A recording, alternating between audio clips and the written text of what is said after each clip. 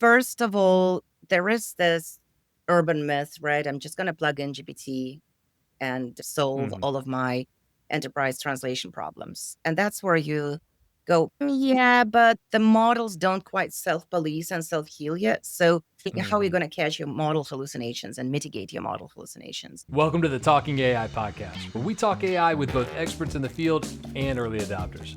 I'm your host, Matt Page, and we're here to demystify AI for you so you can get some value from it. Let's talk some AI. Language is the original interface. Now, with AI, we're rewriting how humans communicate across borders, platforms, and cultures faster than ever. But while AI translation is getting better by the day, actually deploying it at scale across dozens of languages, formats, systems is a whole different challenge. And this applies to deploying any AI solution at scale. Today, I'm joined by Olga Beregovaya, VP of AI at Smartling, to break down what it really takes to reach human level translation and where LLMs shine and where they fall short. Welcome to Talking AI, Olga. Thanks so much. Thanks for having me. Excited to get into this chat. And I'm curious, let's just set the stage here. Like, give me some context, A, for what Smartling does. But I'm also curious with my guests that are in these roles of VP of AI. What does your day in the life look like as VP of AI nowadays? Give us kind of that breakdown of your role.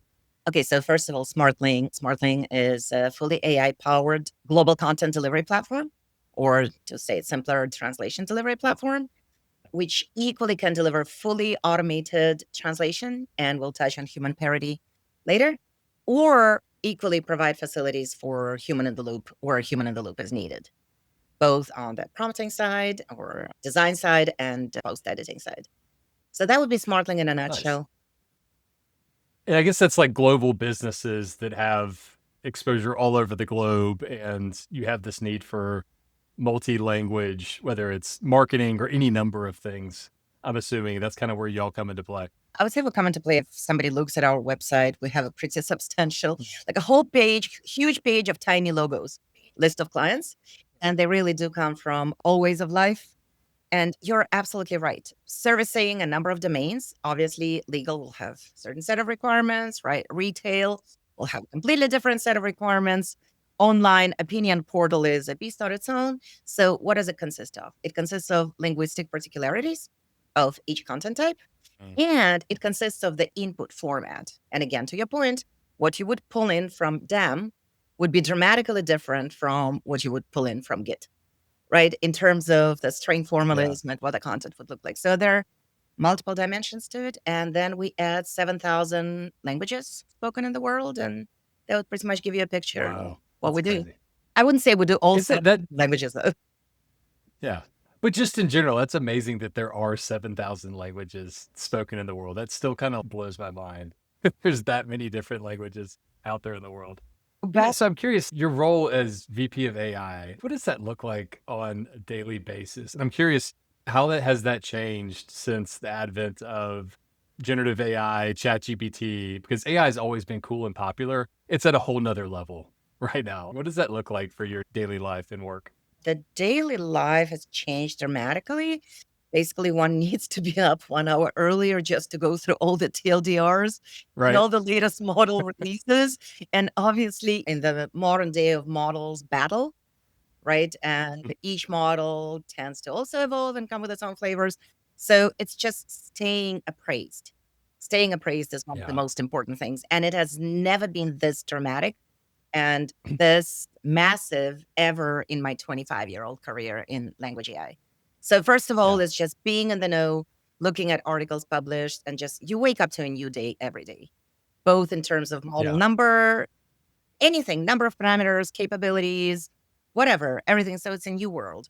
Second is not to fall for this trap and actually navigate your way and research and development way and companies' way through what matters and what can be parked or would be irrelevant to our work. So get as much knowledge as you can and steer course as much as you can amidst. Yeah, and that's a great lesson, I think, for everybody listening to like the first part you were just hitting on. It's like, how do you identify the signal through the noise? And it's so difficult. I had a strategy at Hatchworks AI, and I feel the same pain because every day it's like some massive announcement that typically you would get a few a year. It feels like they're daily or weekly right now. And I think the point you mentioned is like, how do you get through the hype? And it's difficult because everybody's riding this wave right now. They're intentionally playing into the hype.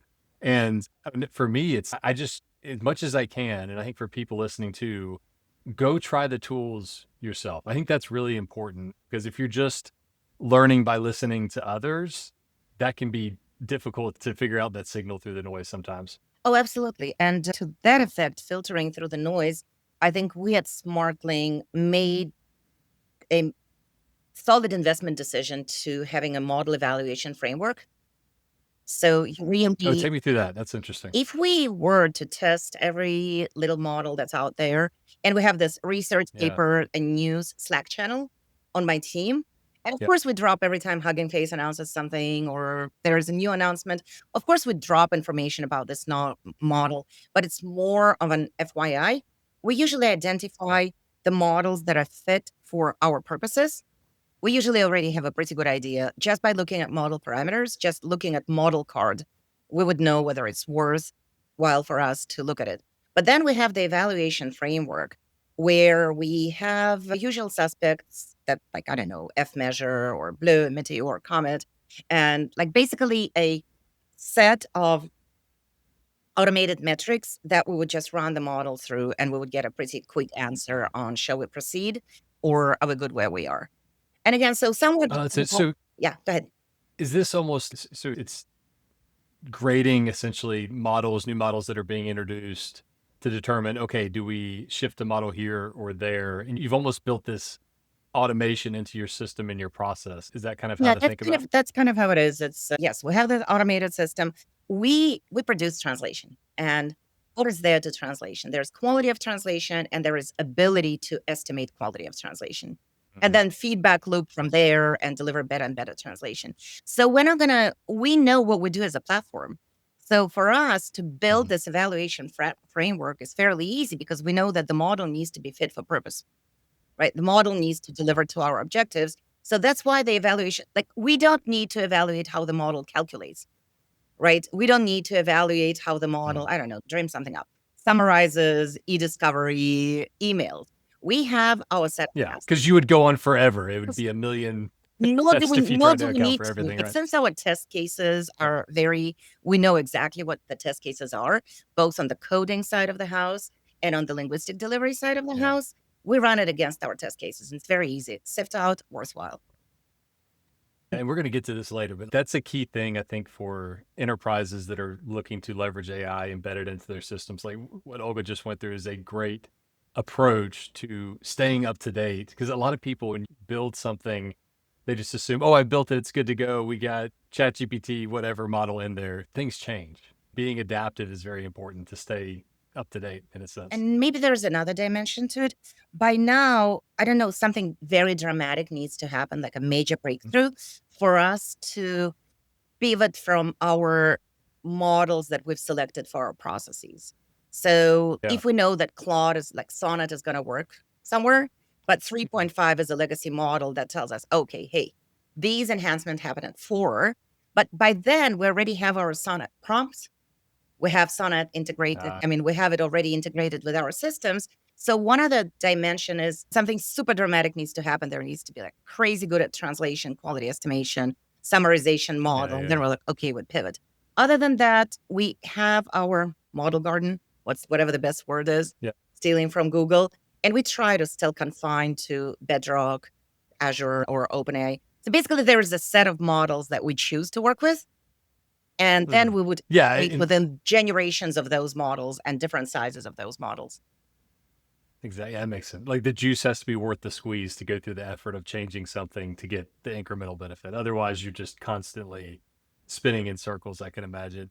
And what's I think interesting with Smartling, so the company's been around for 16 years. And I was looking over at your LinkedIn. You joined in September of 2022, which is right before like ChatGPT came out, this like seminal moment, even though transformer architecture has been around for since what, 2017? It just kind of took In that 16 moment and to. 17, right. What does this evolution look like where we're going from very deterministic systems to now we have this new tool, this probabilistic system? What does that look like? And just in your career as being in the AI space, and now you have this new like amazing thing to leverage. So I joined Smartling 2.5 years ago, but by then we already had a chance to play with transformer models in neural machine translation.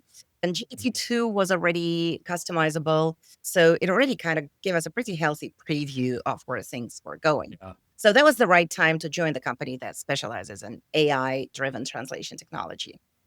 But if you look back at my career, you're absolutely right. Okay, first things first, large language models have a language component to them. Mhm. So, to an extent, as much as foundational generalized models can do everything under the sun, right? Language has always been a piece of that. So, that's statement one. Statement two, you don't necessarily go from deterministic approaches to transform models. You can also augment. And that's one of the principles we Mm. follow at Smartling. Don't fix what's not broken.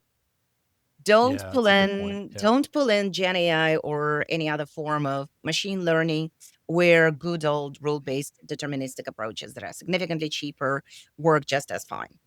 Like things like, Yeah. for instance, in French, you want to have a space before the slash and after the slash. You don't need an LLM to do it for you, right? You write a Mhm. simple rule and just say, so I think it's augmented approach. It's not necessarily transforming, but Yeah.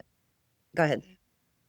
That was just a great point there too, because like I feel like a lot of people fall into this shiny object syndrome where they're like, "Oh, I have this new shiny toy. I got to go apply it to everything," but it doesn't necessarily need to be applied to everything. So I think that's such an important spot when you're thinking about how you adopt AI. It's okay, where can it best be applied to current things? That's one, and I think two, it's like where can it be applied to things that were never possible before that now this enables? And the stuff that's fine working as it is, like to your point, just leave it alone. It's fine. It doesn't need to be applied to everything.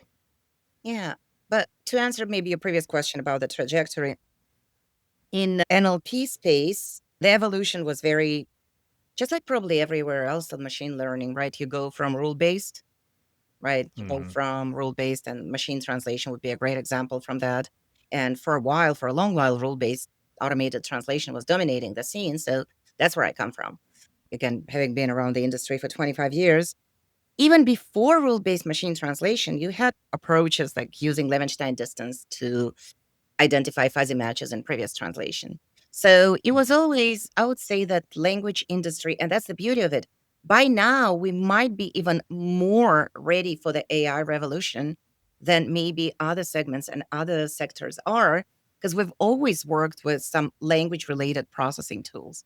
And now in Yeah. LLMs that are, yes, there is multimodality, but mostly LLMs started as text-based models. I think we were going through just pure math to rule based, then to statistical approaches, and now finding ourselves in transformer models, right? And all of their iterations. That was a very natural trajectory following this is what's Yeah. new in ML, and this is how it applies to language. And I've been watching it throughout my career. Backend changed a lot, but even more, the user experience changed dramatically. And what translators can and cannot do, you actually need to rewrite and retrain your translators and your linguists every time a new approach surfaces. Mm. Example, statistical machine translation does not hallucinate. NMT took to hallucination immediately. We all know about large language model hallucinations. So suddenly, a human in the loop is dealing with completely different bag of cats, whatever, a completely different set of issues. Can of worms, maybe Can of problems. Yeah. worms, yeah. What do you have in front? I like bag of cats though. I'm gonna Whatever. start I think using there's that. cat over there. Hold on, sorry. Here I am preaching that English is not my first language, so that can be forgiven. Yeah, again, I've been watching it and being a part of it throughout my career, but the explosion that we're dealing with now and the realm of possibilities in natural language processing that we're exposed to now is nothing like what we've seen before. What is your first language? Russian. Russian. Yes, Okay. Russian. How many languages do you speak? Out of curiosity. Because I come from St. Petersburg, we were very close to Nordic countries. So I happen to speak, Okay. I'm native fluent in Danish, I would say reasonably decent when I have practice in Swedish and Norwegian. And because I spent half of my time in Mexico, there is like some twisted version of Spanish that I speak. But as you Yeah. read academic papers on structural linguistics, you natively have to Hmm. learn how to read French and German papers because a lot of Like traditionally, the school of linguistics comes from Germany and from France. Yeah. So but you have a nuanced understanding of language in general, which is pretty cool being in this space. My language expertise goes into the very like minute bit of Spanish, and that's about it. But no, it's also because I studied structural linguistics. I mean, all the syntax morphology, like phonology and language structure Really? is Oh, the field cool. of study. Okay. And everybody on my team, which is essential for being in that field, everybody on my team has understanding of structure of languages. We do Mm, not, we would go again, 7,000 word languages, 7,100 or whatever that is. Say out of them, we can service 500. I cannot have a team that speaks Swahili, Punjabi, Yiddish, hmm. and pick your fourth language, whatever you want, Estonian. Yeah. But it's There you go. essential to There you go. understand, okay, here you are in the Finno-Ugric family or in Romance, family of Romance languages. It is essential for the team to understand how languages operate and what you can get out of Hmm. Chinese and ideographic languages, right, as opposed Yeah. to agglutinative languages. So that's the essential knowledge for our field altogether.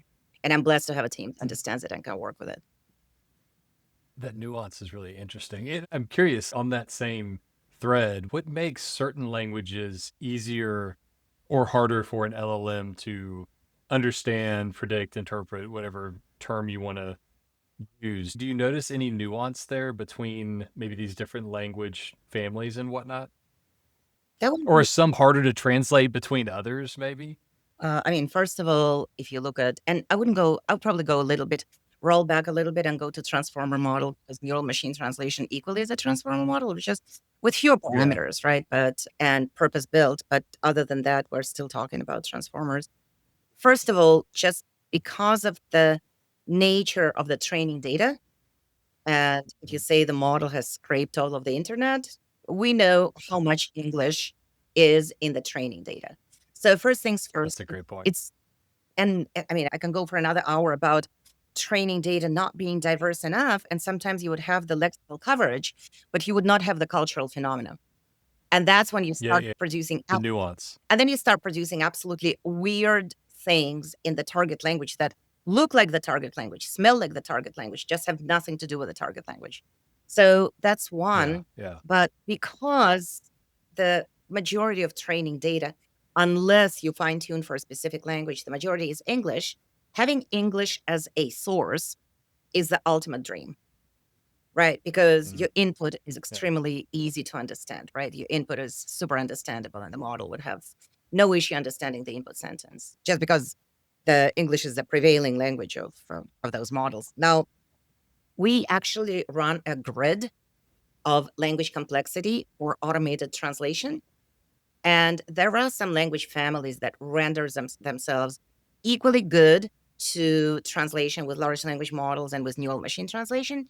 And that's Romance languages and Nordic languages. If Mm, we want to show off to a customer, if you really want to put your best foot forward, grab Brazilian Portuguese and shine, right? Vocabulary, yeah. grammar, reasonably fairly simple, training data set, huge. Same for Latin American Spanish.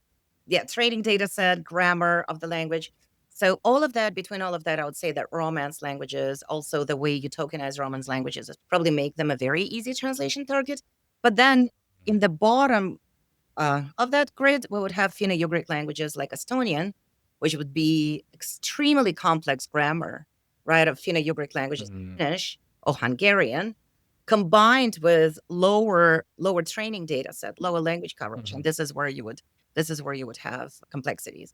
Now there are some interesting edge cases like Southeast Asian languages, which actually render themselves, if you have enough of training corpora, because of the nature of the languages, it's actually they're fairly easy to translate, even despite the give or take sparse training data set. It's interesting too. I saw this study, and I think it was related to Chinese Mandarin, Mhm. maybe, and because the language itself is character based, and those characters have symbols versus English and every other Correct. language, it's based on an alphabet. It's I forget if it was cheaper, easier, maybe a combination of both for training on that. I guess having the corpus of training data is a whole nother element, but it's an interesting kind of experiment they were testing Yeah, there around and that. LLMs think in tokens, right? They Yeah. understand tokens, right? And if the token boundary is very obvious in a specific language, then obviously it renders itself much better to translation with LLM, That's a good right? point too. At It's another a wall, study. it's, Yeah. I mean, it's worth a dissertation on its own. We were hitting a wall, but I think we nailed it. There's a funny thing, if you think about UI, user interface, quite Mhm. often you have incomplete sentences or Yeah. cannot sentences of any kind at all. But yet, whatever the translation is, you need to fit it into a specific box, right? Because you Full only have this length. thing. Yep. And this is where you go. I have a word here, a weird sentence here, and yet I have my counterpart, the system that only understands tokens. And this is where, Mhm. okay, I'm gonna give you a chopped off string that makes no sense whatsoever, and that it doesn't even contain real words. And this is like the balance between what's a word and what's a token is at play for many languages much more than it is for other. Yeah. I remember dealing with that way back in the day before all of this crazy LLM stuff. And we had humans doing all this. But I remember that same consideration around the UI because some languages are just naturally longer and it changes the whole design and feel and everything there when you do this translation. That's Right. bringing back some memories for me now. Yeah, but there are two ways that we can expand the box or shrink the text. They're only one of the Yeah, two. Look, exactly. this is one of the examples where LLMs do not shine by any means. So there are a lot of bells and Mm. whistles that you need to add. So there are cases like that. What Yeah. in that same too, and this was maybe a year or even maybe two ago, earlier days. I remember them doing some type of test on different languages with the cost of AI, like a per token cost, and it being more expensive for certain languages, whether it was based on training data or length of the language and the output. So it was almost like this introduced bias in a sense based on the language you were interacting with, which I thought was kind of interesting. Yeah, it is very interesting. But again, it's what is a word? What's a token? Because Yeah. if you burn all this money and all this effort, like whether you host a model or not, if the token is equivalent of a word, and it's shorter, right? The word is shorter, then it inherently be cheaper as opposed to longer. If you look at German compounds for example. Yeah. So yes, the whole fine tuning and inference cost is I mean, again, it's a thing of its own. Let's get into that. So let's shift to this whole discussion around enterprise scale because anybody nowadays can go build something in Lovable connected to AI or a custom GPT and all this type of stuff. But actually building a system that has enterprise scale has a whole nother list of things you need to consider. What things do you think about when you're going to enterprise scale in a sense? Having something that's actually enterprise ready. What are those vectors you think about, those attributes when you're going through that process? Well, among other things, we think about vectors, but I mean, that aside, Yeah, I vectors just, I'm sorry, realistically too. Yeah. they're just too good to miss. So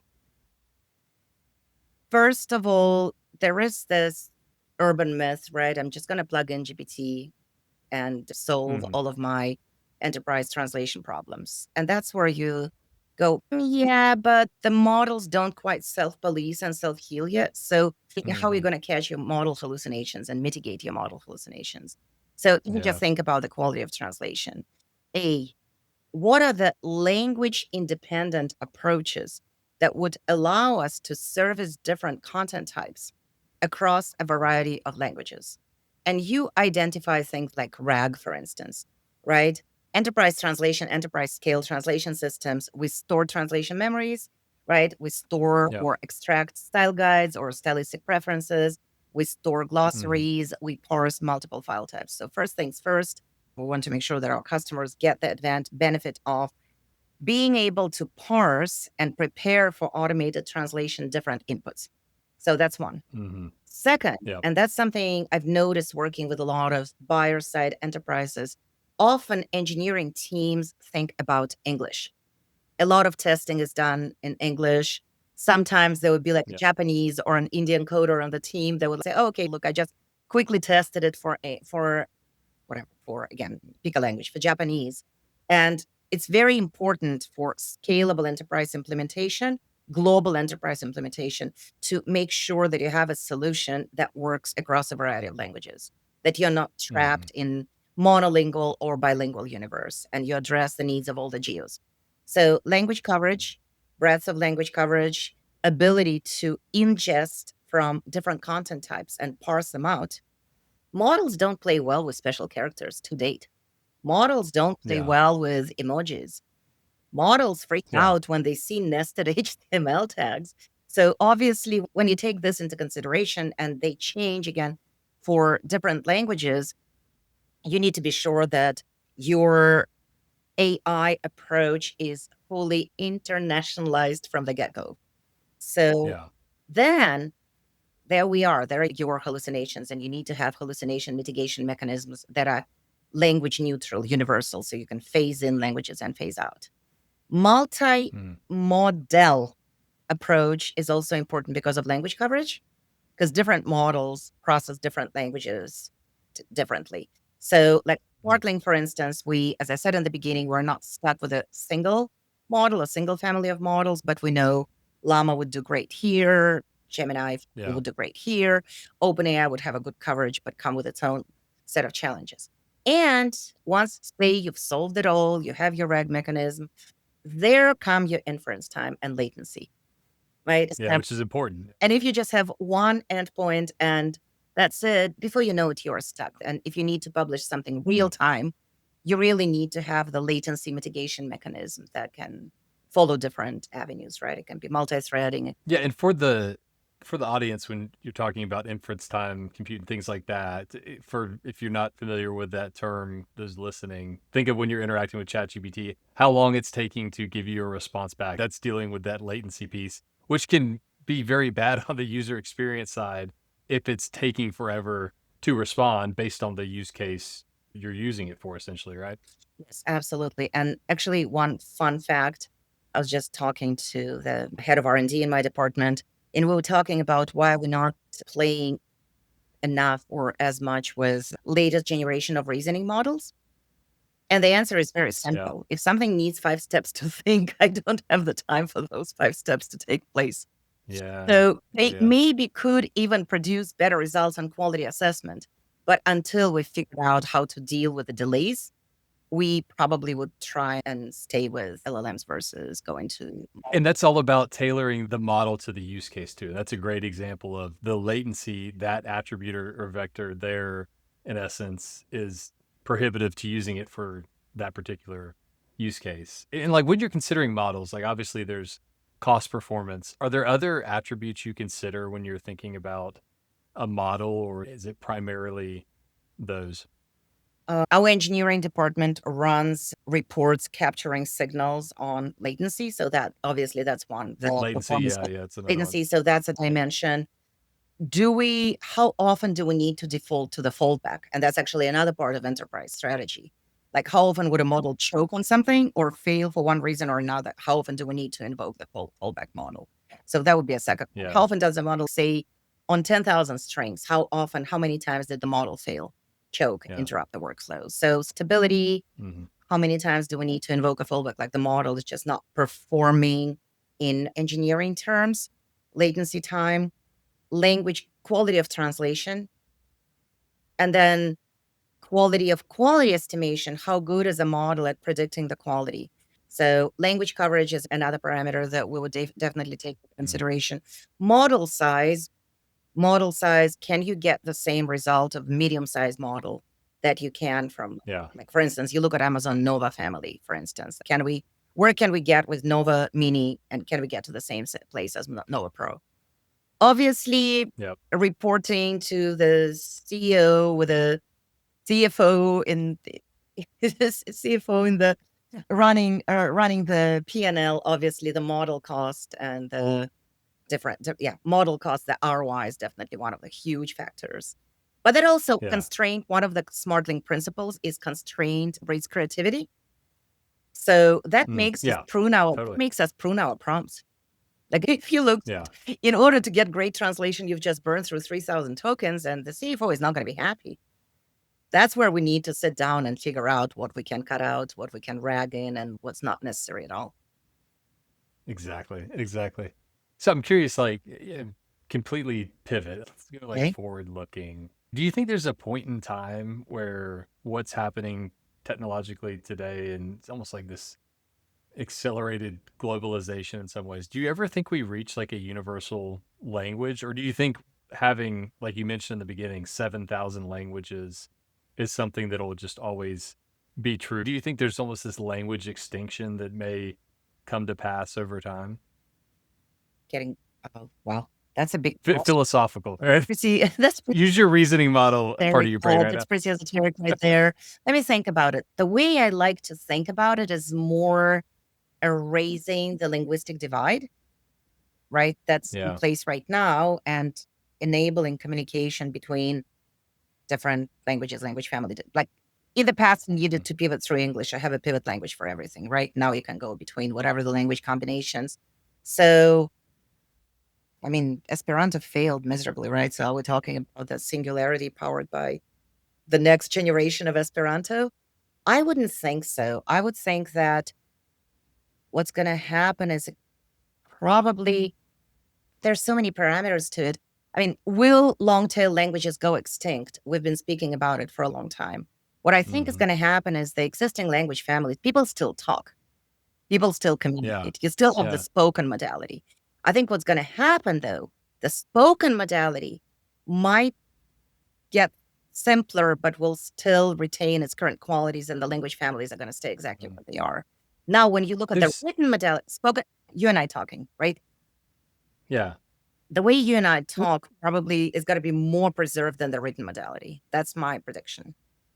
That's If interesting. I'm And there's making any something you sense. said that just triggered an idea in my head. Like you mentioned the connector piece. What instantly came to my mind is like APIs in a sense to where it almost enables more communication, but in your native language. So me Mhm, speaking to somebody else in Mandarin, that becomes easier with this technology. It doesn't necessarily mean I'm changing the language correct, I'm speaking in, but it allows more nodes of communication in an easier way. Like, correct, I think that's a really interesting correct. That yes. notion, which So the doesn't link lead to extinction. yeah. Nothing goes extinct. What's going to happen though, and there is a lot of research about it, we always say, oh, we need human corpora to train models. The reality is, over the Mhm. past 5 years, the way we write and we speak is so impacted by the way the models like machine translation or generated text, Mm. we are influenced by the models just as much. So it's kind of funny. It started going both ways.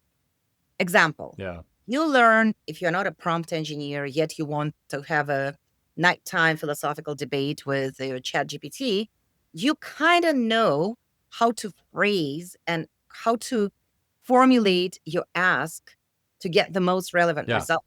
So, totally. thousand asked in, the way you communicate has changed dramatically. So it's not that there'll be a Mhm. universal language, but more, I think there'll be this universal communication mode, universal communication Mm. modality, where we'll know how to interact with models. Yeah, that's interesting. I think that's a great stopping point right there. Olga, thanks for being on. Where can people find you, find SmartLink, learn more about it? Hit us with the websites and everything where they can find you. Finding me is simple, adding me on LinkedIn. That's pretty much Cool. where, yeah, finding me on LinkedIn. And in terms of Smartling, first of all, we're very diligent about publishing blogs and publishing our materials on our website. So that would be smartling.com. And again, we have super diligent in our social media presence. So following on us on social media platforms, we're very active on LinkedIn. We publish something pretty much every other day.